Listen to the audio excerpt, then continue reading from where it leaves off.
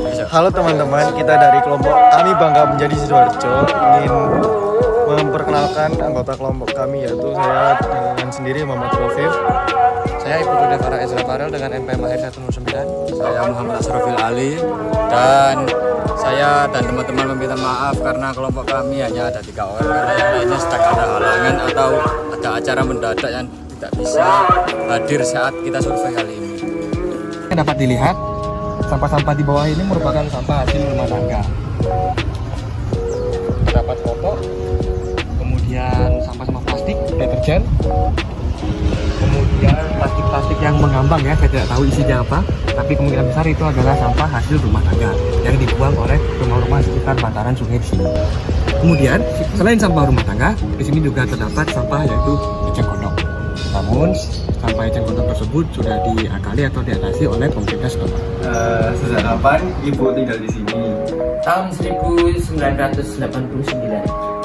Sehari-hari aktivitasnya apa yang dilakukan Ibu? Memasak dan menjaga cucu.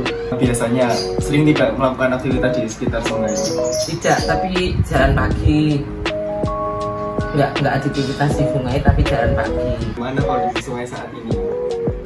Kalau sungai di tempat saya ya, berlintas baik dan lagi selalu bersih, tidak ada sampah gitu. Apakah ada perubahan kondisi dari dulu sampai sekarang?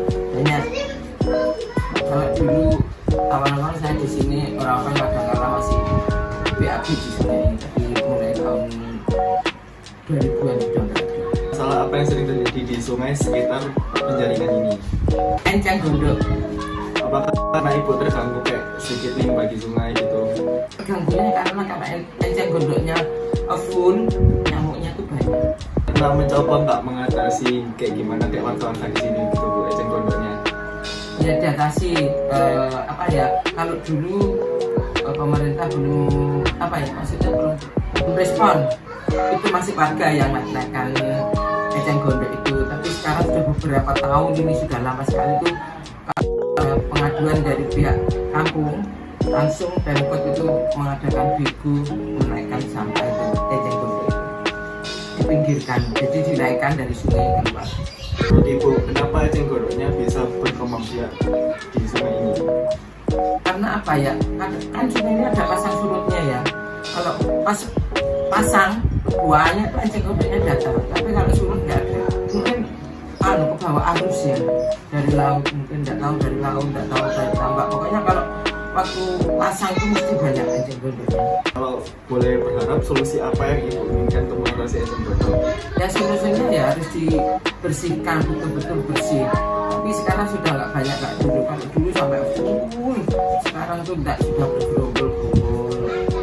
Jadi kalau sudah gitu warga terus mengadu, yang dekat-dekat sungai mengadu, langsung ada mobil Pemkot dan apa ya, bigu yang dibentuk. Menurut Ibu, siapa yang bertanggung jawab atas masalah ini? Ya semestinya pemerintah lah, atau pihak warga juga antisipasi. Kalau musim hujan terus pasang surut, kan otomatis kan airnya meluber keluar asupan. Jadi ya inisiatif kan warga harus ada inisiatif, juga ada solusi dari pemerintah. Baik, sekali lagi terima kasih buat Ibu. Semoga masalah ini cepat teratasi dari segi pemerintah maupun masyarakat. Jadi izin kami mewawancarai Masnya ya. Dengan Mas siapa kalau boleh tahu? Riki.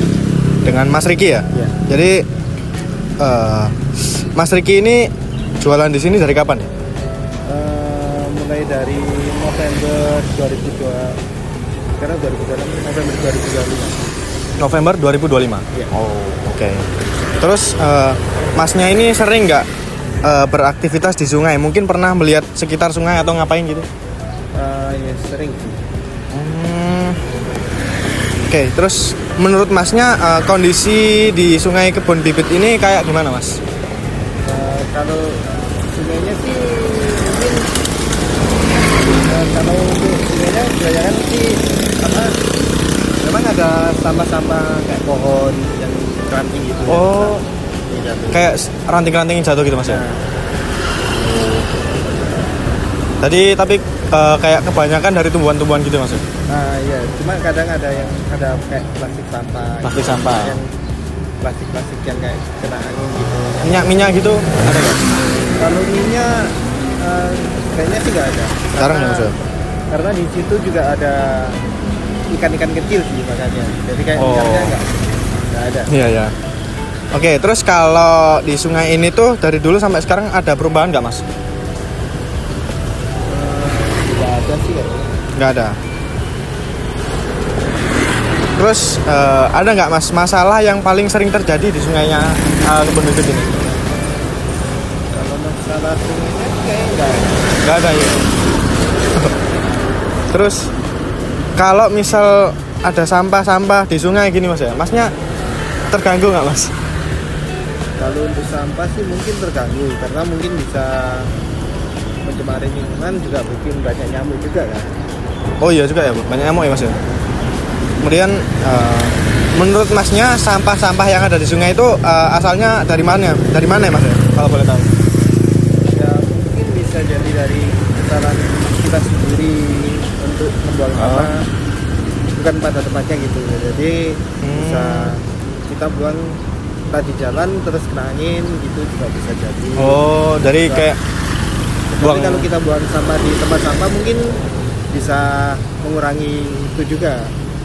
Oh iya benar. Jadi menurut Masnya ada orang buang sampah di aspal atau di mana jalan terus kena angin. Nah, bisa jadi kayak gitu. Menurut Masnya pernah nggak nyoba mengatasi masalah sampah di sungai ini? Pengen sih cuma tergantung dari waktunya juga nggak memungkinkan. Pengennya sih. Oh iya. Kerja juga ya, Mas ya? Iya. Kalau boleh tahu nih, Masnya kerja dari jam berapa sampai jam berapa di sini?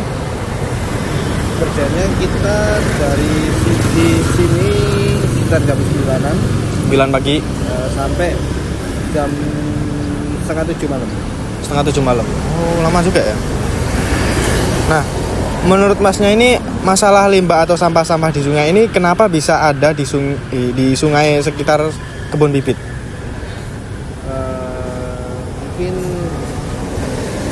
karena di sini kan juga namanya juga jalan raya dan tempat umum juga. Oh, iya. Mungkin bisa dari kita sendiri gitu. Jadi kita Secara nggak sadar, Mas ya? secara nggak sadar gitu. Kalau sepengetahuannya Masnya, yang paling susah dalam mengatasi masalah sampah di sungai ini apa ya, Mas? Untuk masalah yang paling susah adalah secara diri kita sendiri sih. Karena secara kalau kita nggak bisa merubah diri kita sendiri untuk membuang sampah pada tempatnya, mungkin sampah-sampah yang di sungai mungkin masih terus ada. Jadi Iya sih. dari kita sendiri. Berarti apa ya? Masalah sampah itu harusnya dari kesadaran kita sendiri, Mas. Kayak kita harus sadar biar apa ya, menjaga sungainya gimana, biar harus tetap bersih. Oke. Kalau untuk Masnya sendiri, solusi apa yang Masnya harapkan?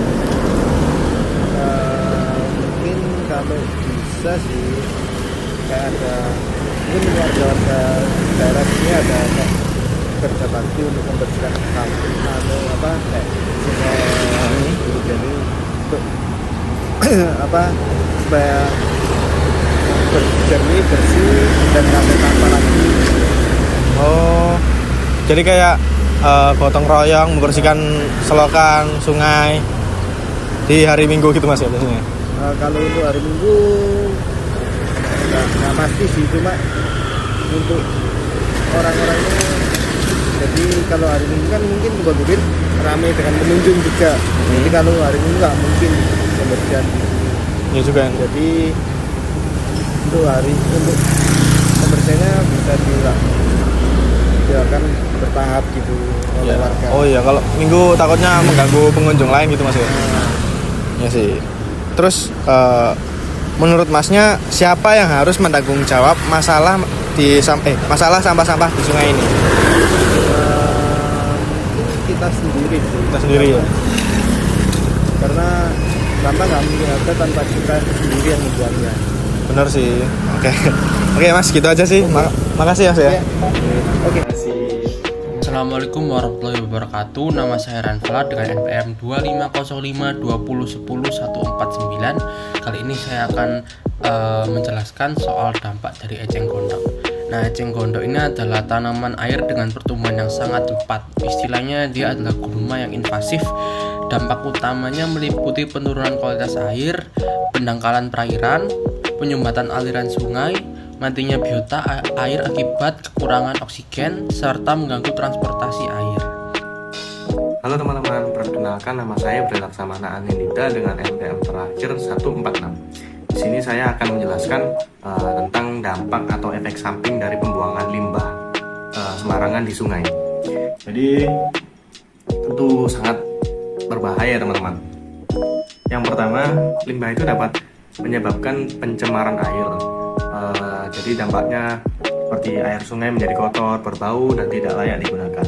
Kemudian yang kedua itu limbah yang dibuang sembarangan ke sungai itu dapat menimbulkan gangguan kesehatan bagi orang-orang yang telah menggunakan air sungai tersebut. Contohnya penyakit seperti diare, penyakit kulit, dan keracunan. Untuk yang ketiga, limbah itu merusak ekosistem sungai, seperti menyebabkan ikan itu jadi mati, terus mengganggu keseimbangan lingkungan gitu. Terus selain itu, sampah yang menumpuk juga menyebabkan saluran air tuh tersumbat, jadi itu habis itu nanti banjir gitu teman-teman. Dan kita bisa lihat teman-teman bahwa ekologi itu lumayan tidak baik ataupun jorok ya dalam bicara. Maka dari itu mungkin saya akan memberikan solusi di sini. Solusi yang paling pertama dan paling penting adalah kesadaran masyarakat sendiri, karena masyarakat itu hanya yang bisa merubah. Kita itu hanya bisa merubah 2%, tapi masyarakat yang bisa merubah beberapa banyak persen, karena mereka sendiri yang bisa merusak dan membersihkan. Dan solusi yang kedua dari saya adalah sampah-sampah ini mungkin bisa dikasih seperti pembatas. Jadi saat ada arus yang melintas, sampah-sampah itu akan berkumpul di pembatas tersebut seperti bandarawa. Dan yang ketiga adalah pentingnya menjaga kebersihan di tempat sungai seperti ini, tidak membuang sampah sembarangan seperti limbah popok bayi ataupun limbah rumah tangga, minyak, bangkai, dan lain sebagainya. Sekian solusi dari saya. Apabila ada kurang katanya mohon maaf.